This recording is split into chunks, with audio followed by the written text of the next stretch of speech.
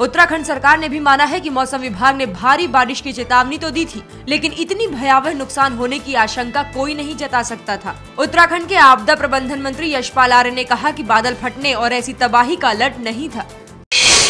मौसम विभाग ने चेतावनी दी, पूर्वानुमान भी था, लेकिन इस तरह के हालात की कहीं पर भी कोई संभावना नहीं दिखाई दे रही थी। उत्तराखंड में तबाही से पहले 14, 15 और 16 जून को मौसम विभाग ने न सिर्फ भारी बारिश की चेतावनी दी थी, बल्कि 4 धाम की यात्रा रोकने और लोगों को चेतावनी वाले इलाकों से निकालकर सुरक्षित जगहों पर ले जाने की सलाह भी दी थी। ये चेतावनी उत्तराखंड के चीफ सेक्रेटरी समेत कई शीर्ष अधिकारियों को दी गई थी, लेकिन किसी ने उस पर ध्यान नहीं दिया। उत्तराखंड में भारी बरसात की पहली चेतावनी 14 जून को जारी की गई थी। ये चेतावनी आपदा प्रबंधन एवं राहत केंद्र को दी गई थी। इसके बाद 15 जून को भारी बारिश की चेतावनी के साथ साथ यात्रियों को सुरक्षित जगहों पर चले जाने की सलाह भी दी गई थी। ये चेतावनी रुद्रप्रयाग के डीएम और आईटीबीपी को भी भेजी गई थी। हमने ये बोल दिया था कि इसमें भारी वर्षा की कहते हैं सब मतलब कि हो सकती है, और साथ साथ ये भी कहा था कि कहते हैं कहीं कहीं भारी से बहुत भारी वर्षा होगी। तो इस तरह की चेतावनी मैंने उनको दे दी थी। भारी वर्षा के साथ साथ आपने क्या ये भी बताया था लैंडस्लाइड हो सकती हैं, इस तरह की कुछ चीजें हैं? जी, हमने उसको ये भी साथ में बढ़ा चढ़ा के कैलकुलेटिव अंदाजा कोई भी लगा सकता है।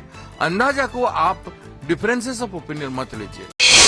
हेवी रेनफॉल नॉर्थ वेस्ट में जहां वो 4 धाम वगैरह जो हेमकुंड है, वो उसी एरिया में अभी हेवी रेनफॉल का चांस नहीं है 5-6 तारीख तक, लेकिन 6 तारीख से थोड़ा रेन बढ़ेगी।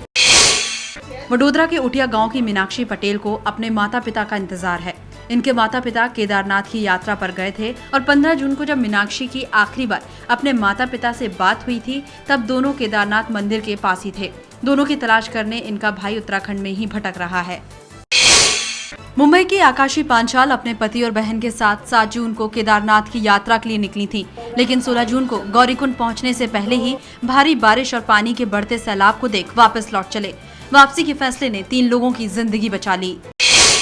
उत्तराखंड में तबाही के बीच 12 महिला पर्वतारोहियों की जाबाजी की कहानी सामने आई है।